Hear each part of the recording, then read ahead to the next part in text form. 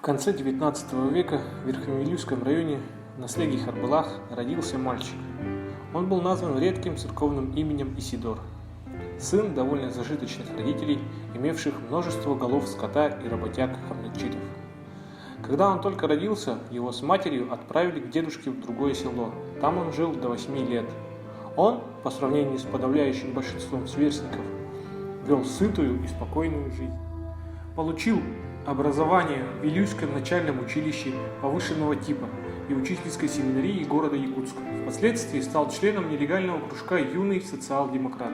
Именно там и сформировался тот круг друзей-соратников, которые в недалеком будущем поведут за собой Якутию.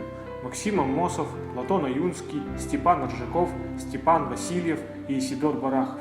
У последнего желание учебы в семинарии вызвало конфликт с отцом, который видел в Исидоре преемника, а не какого-то сельского учителя. Проявив волю, Исидор настоял на своем, хоть и остался полностью без родительской поддержки. Подработки, напряженная учеба эти годы закалили его характер.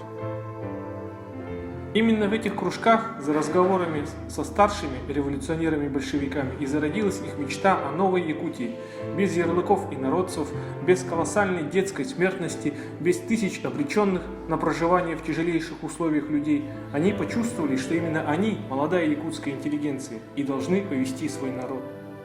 В марте 1921 года участвовал в 10-м съезде Компартии в качестве единственного представителя Якутии, имеющего право голосования. Второй делегат, Платон Аюнский, имел право совещательного голоса.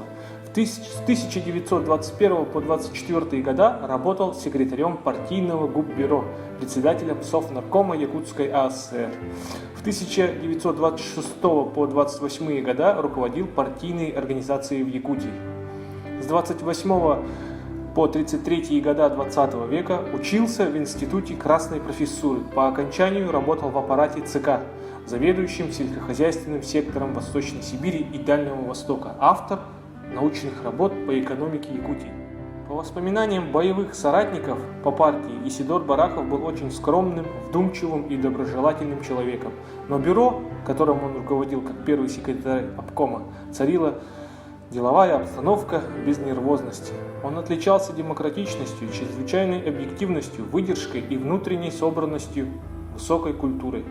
В 1938 году был репрессирован по ложному обвинению и 15 сентября этого же года был расстрелян в окрестностях Москвы на полигоне Коммунарка.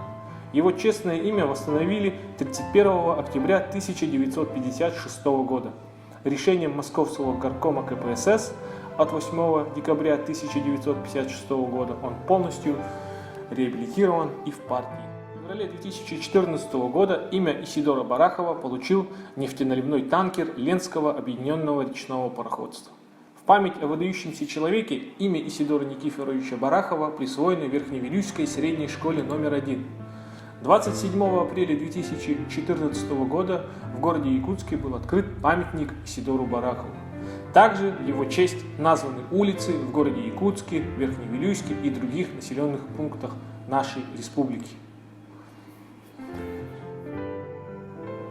Музей, посвященный видному государственному и политическому деятелю 20-го столетия, одному из основоположников государственности Якутии Исидору Никифоровичу Барахову, был создан в 2001 году на его малой родине, в селе Кюль, в здании Музея народного писателя Якутии Золотарева-Якутского.